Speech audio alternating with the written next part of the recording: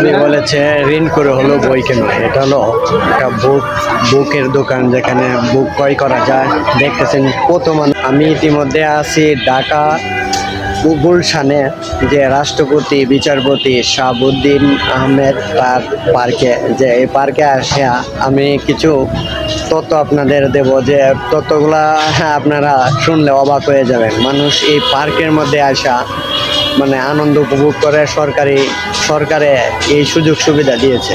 পার্কের পরিবেশটা খুব নিখুঁত, সুন্দর, সুশৃঙ্খল, কারণ এখানে অনেক মানুষ যায়, কারণ টাকা লাগে না এক। দ্বিতীয়ত কথা হলো এখানে মানুষের মনোবলটা এলো আসল, মন ভালো হয়ে যায়। প্রাকৃতিক বাতাস, সবুজের ঘেরা, কারণ ইট পাথরের নগরে এইসব পার্কে যখন সরকারি পার্কের আরও গুলশান দুয়ে এটা মানে একদম জিয়া পার্কের পাশ অব্দিই, মানে জিয়ার বাসভবনের পাশেই। তো এই গুলশানে খুব সুন্দর নিখুঁত পরিবেশ।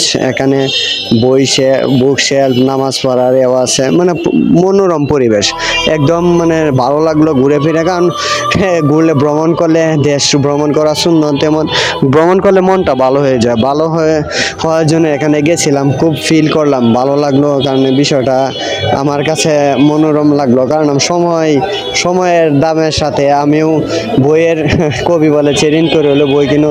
বই ওয়ার্কশপে ঢুকলাম, ঢুইকা দেখলাম একটা কি বই নেওয়া যায় কিনা।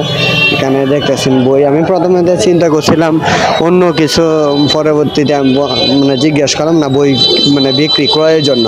যাই হোক, আলহামদুলিল্লাহ ভালো লাগলো।